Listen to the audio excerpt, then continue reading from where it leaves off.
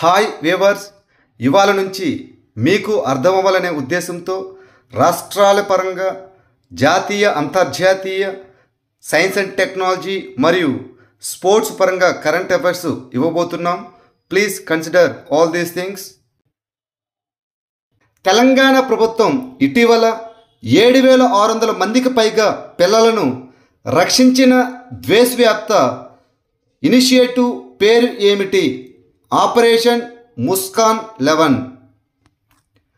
ఇటీవల తెలంగాణ పోలీసులు దేశవ్యాప్తంగా ఆపరేషన్ ముస్కాన్ 11 ఇనిషియేటివ్ కింద 7,600 మందికి పైగా పిల్లలను రక్షించారు. నెల రోజుల పాటు జరిగినటువంటి ఈ డ్రైవ్ జూలై 31న ముగిసింది మరియు మహిళా భద్రతా విభాగం నాయకత్వం వహించింది.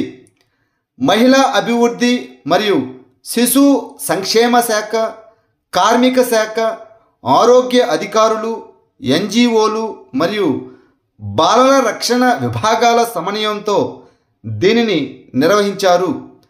రక్షించబడిన పిల్లలలో 529 మంది బాలికలే ఉన్నారు. ఆగస్టు 2025లో సాంప్రదాయ వారసత్వ క్రీడలపై నిషేధాన్ని ఎత్తివేసిన రాష్ట్ర ప్రభుత్వం ఏది? పంజాబ్ ప్రభుత్వం ఆగస్టు 2025లో సాంప్రదాయ వారసత్వ క్రీడలపై నిషేధాన్ని ఎత్తివేసింది. వీటిలో ఎడ్ల బండి పందాలు, కుక్క పందాలు, గుర్రపు పందాలు మరియు పావురాల పందాలు ఉన్నాయి. జంతు హింసపై ఆందోళన కారణంగా 1997 నుండి నిషేధం అమలులో ఉంది. ఈ చర్య పంజాబ్ సాంస్కృతిక గుర్తింపు మరియు గ్రామీణ వారసత్వంతో ప్రజలను తిరిగి కనెక్ట్ చేయడం లక్ష్యంగా పెట్టుకుంది. నహర్గఢ్ వన్యప్రాణుల అభయారణ్యం ఏ రాష్ట్రంలో ఉంది?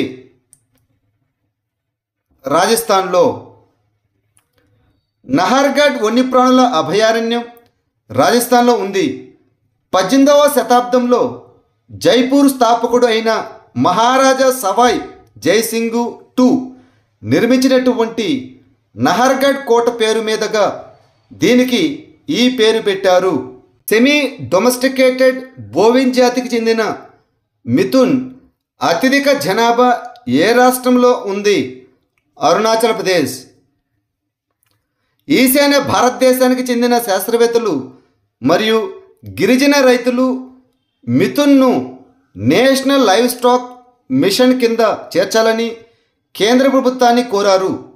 ఈ మిథున్ అనేది అరుణాచల్ ప్రదేశ్, నాగాలాండ్, మణిపూర్, మిజోరం మరియు అస్సాంలోని కొన్ని ప్రాంతాలకు చెందిన సెమీ డొమెస్టికేటెడ్ బోవిన్ జాతి. 2019 పశుగణన ప్రకారం ప్రపంచ మిథున్ జనాభాలో 90% భారతదేశం కలిగి ఉంది. 1% అరుణాచల్ ప్రదేశ్లోనే కనుగొనబడ్డాయి. ఈ మిథున్ అరుణాచల్ ప్రదేశ్ మరియు నాగాలాండ్ రెండింటికి రాష్ట్ర జంతువు. శ్రీ అన్న అభియాన్ కింద భూజాతులను సంరక్షించడానికి ఏ రాష్ట్ర ప్రభుత్వం ప్రామాణిక ఆపరేటింగ్ విధానాన్ని అనగా SOPని ప్రారంభించింది? ఒడిస్సా. ఒడిస్సా శ్రీ అన్న అభియాన్ కింద భూజాతులను సంరక్షించడానికి మరియు చిన్నకారు రైతులకు సాధికారత కల్పించడానికి ప్రామాణిక ఆపరేటింగ్ విధానాన్ని ప్రారంభించింది. భూజాతులు జన్యుపరంగా వైవిధ్యమైన సాంప్రదాయ విత్తన రకాలు. ఇవి తెగులు నిరోధకత మరియు వాతావరణ స్థితిస్థాపకత వంటి లక్షణాలతో స్థానిక పరిస్థితులకు అనుగుణంగా ఉంటాయి. ఈ పశువుల నుండి వచ్చే ఆవు పేడను పర్యావరణ అనుకూల ఉత్పత్తులుగా మార్చడానికి ఏ రాష్ట్ర ప్రభుత్వం ఒక కొత్త ఇనిషియేటివ్ను ప్రారంభించింది? ఉత్తరప్రదేశ్. ఆగస్టు 2న ఉత్తరప్రదేశ్ ప్రభుత్వం వీధి పశువుల నుండి ఆవు పేడను పర్యావరణ అనుకూల ఉత్పత్తులుగా మార్చడానికి ఒక కొత్త ఇనిషియేటివ్ను ప్రారంభించింది. ఉత్పత్తుల్లో బయోప్లాస్టిక్లు, బయోపాలిమర్లు, బయోటెక్స్టైల్స్, కాగితం, పర్యావరణ అనుకూల దుస్తులు, కంపోస్టు, బయోగ్యాస్ మరియు నానో సెల్యులోజ్ ఉన్నాయి. ప్లాస్టిక్ కాలుష్యాన్ని తగ్గించడం మరియు సేంద్రీయ వ్యవసాయం అదేవిధంగా గ్రామీణ ఉపాధిని ప్రోత్సహించడం దీని యొక్క లక్ష్యం. ఇక జాతీయ కరెంట్ అఫైర్స్. 53వ లోకమాన్య తిలక్ జాతీయ అవార్డు 2020తో ఎవరిని సత్కరించారు? నితిన్ గడ్కరీ. ఇటీవల కేంద్ర మంత్రి నితిన్ గడ్కరీ పూణేలో 43వ లోకమాన్య తిలక్ జాతీయ అవార్డును అందుకున్నారు. ఈ అవార్డును 1983లో తిలక్ స్మారక మందిర్ ట్రస్టు స్థాపించింది. దీనిని ప్రతి సంవత్సరం ఆగస్టు 1వ తేదీన లోకమాన్య తిలక్ వర్ధంతి రోజున అందజేస్తారు. ఈ అవార్డు దేశ పురోగతి మరియు అభివృద్ధికి అసాధారణ కృషి చేసిన వ్యక్తులను సత్కరిస్తుంది. లోకమాన్య తిలక్ కేశవ్ గంగాధర్ తిలక్గా జన్మించారు మరియు భారతదేశ స్వాతంత్ర పోరాటంలో కీలక వ్యక్తి. ఆయన జాతీయవాది, సామాజిక సంస్కర్త మరియు స్వరాజ్ లేదా స్వయం పాలనకు బలమైన న్యాయవాది. చేపల ఉత్పత్తిలో ప్రపంచంలోనే 2వ స్థానంలో ఉన్న దేశం ఏది? భారతదేశం. భారతదేశం ప్రపంచంలో 2వ అతిపెద్ద చేపల ఉత్పత్తిదారు. ప్రపంచ చేపల ఉత్పత్తిలో చైనా అగ్రస్థానంలో ఉంది.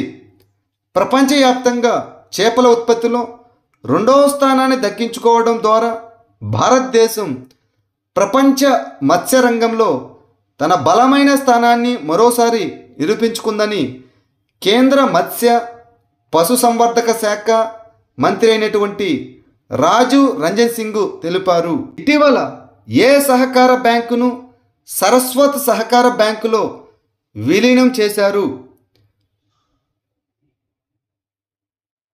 న్యూ ఇండియా సహకార బ్యాంకు.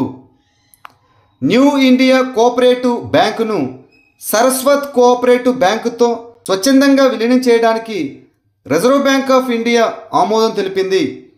ఈ విలీనం ఆగస్టు 4, 2025 నుండి అమల్లోకి వచ్చింది. విలీనం తర్వాత అన్ని ఎన్ఐసిబి శాఖలు సరస్వత్ బ్యాంకు శాఖలుగా పనిచేస్తాయి మరియు అన్ని వినియోగదారుల ప్రయోజనాలు రక్షించబడతాయి. 25 జాతీయ చేనేత దినోత్సవాన్ని పురస్కరించుకుని జౌళి మంత్రిత్వ శాఖ ప్రారంభించిన ప్రచారం పేరు ఏమిటి? నో యువర్ వీవ్స్ ప్రచారం. జౌళి మంత్రిత్వ శాఖ ఆగస్టు 1 నుండి 7 వరకు న్యూఢిల్లీలోని నేషనల్ క్రాఫ్ట్స్ మ్యూజియం మరియు హస్తకళా అకాడమీలో నో యువర్ వీవ్స్ ప్రచారం అనగా మీ నేతలను తెలుసుకోండి అనే ప్రచారం 2025ను ప్రారంభించింది. ఈ ప్రచారం ఆగస్టు 7న జాతీయ చేనేత దినోత్సవ వేడుకలను సూచిస్తుంది.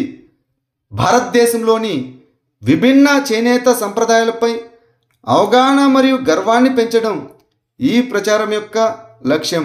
దూర ప్రయాణాలలో ట్రక్ డ్రైవర్లకు మద్దతు ఇవ్వడానికి అప్నా ఘర్ ఇనిషియేటివ్ను ప్రారంభించిన మంత్రిత్వ శాఖ ఏది? పెట్రోలియం మరియు సహజ వాయువు మంత్రిత్వ శాఖ. పెట్రోలియం మరియు సహజ వాయువు మంత్రిత్వ శాఖ సుదీర్ఘ ప్రయాణాల్లో ట్రక్ డ్రైవర్లకు మద్దతు ఇవ్వడానికి అప్నా ఘర్ ఇనిషియేటివ్ను ప్రారంభించింది.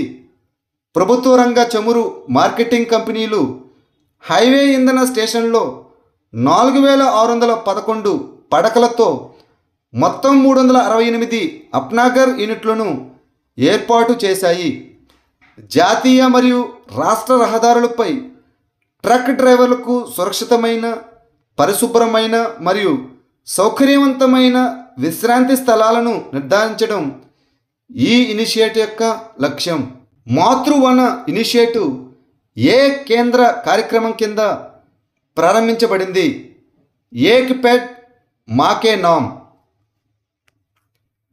ఇటీవల మాతృవావ్ ఇనిషియేటివ్ను కేంద్ర పర్యావరణం, అటవీ మరియు వాతావరణ మార్పు అదేవిధంగా గృహ నిర్మాణం మరియు పట్టణ వ్యవహారాల మంత్రులు ప్రారంభించారు.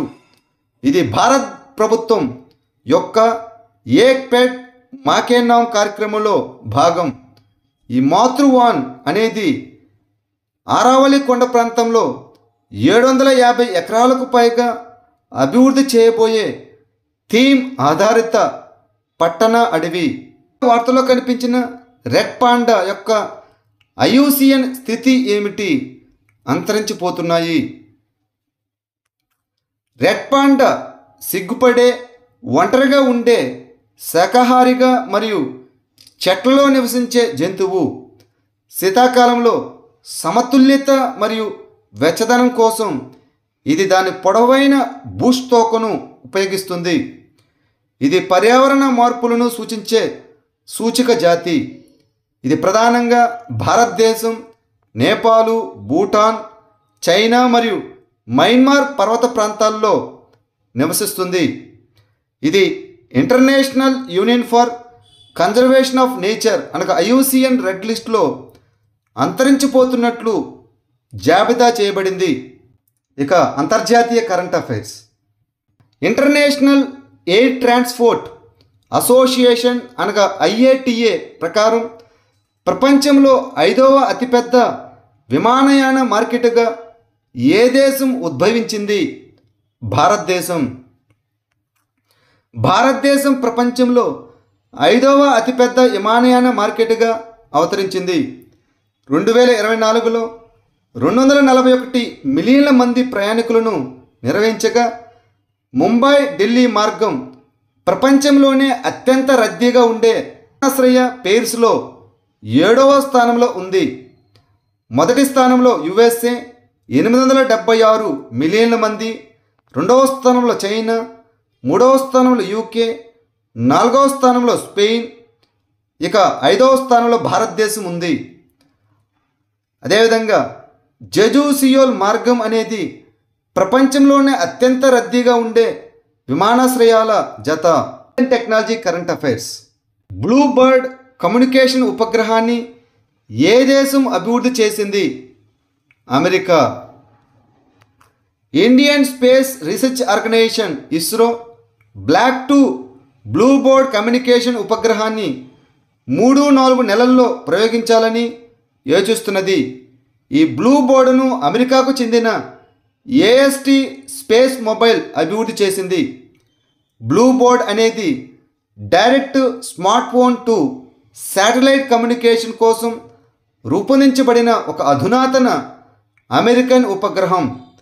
ఇది వినియోగదారులు గ్రౌండ్ టవర్లు లేకుండా నేరుగా అంతరిక్షం నుండి కాల్స్ చేసుకోవడానికి మరియు ఇంటర్నెట్ను యాక్సెస్ చేసుకోవడానికి వీలు కల్పిస్తుంది. స్నిక్ అనేది ఏ దేశం అభివృద్ధి చేసిన హైపర్సోనిక్ బ్యాలిస్టిక్ క్షిపణి? రష్యా. రష్యా అధ్యక్షుడు వ్లాదిమిర్ పుతిన్ ఇటీవల ఒరెస్నిక్ హైపర్సోనిక్ క్షిపణి ఉత్పత్తిని ప్రారంభించినట్లు ప్రకటించారు. 2025 చివరి నాటికి బెలారస్లో ఈ ఒరెస్నిక్ క్షిపణిని మోహరించాలని రష్యా యోచిస్తున్నది. ఒరెస్నిక్ అనేది Russian intermediate range hypersonic ballistic క్షిపణి. దీనికి హేజల్ ట్రీ అనే రష్యన్ పదం పేరు పెట్టారు. ఇది మాక్ 10 వరకు వేగాన్ని చేరుకోగలదు, అనగా ధ్వని వేగం కంటే 10 రెట్లు ఎక్కువ. Sports current affairs. Hungarian Grand ప్రిక్స్ను ఎవరు కైవసం చేసుకున్నారు? Lando Norris, British race car driver.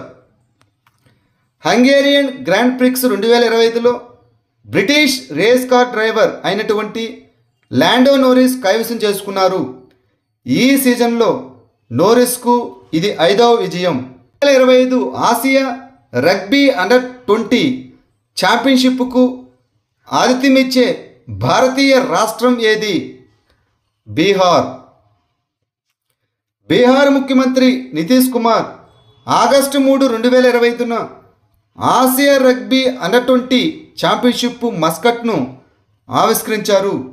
ఈ ఛాంపియన్షిప్ తొలిసారిగా బీహార్లోని రాజ్గిర్ స్పోర్ట్స్ కాంప్లెక్స్లో ఆగస్టు 9, 10 తేదీల్లో జరుగుతుంది. అశోక అనే పేరుగల కుందేలు చిహ్నం రగ్బీలో కీలకమైన చురుకుదనాన్ని సూచిస్తుంది.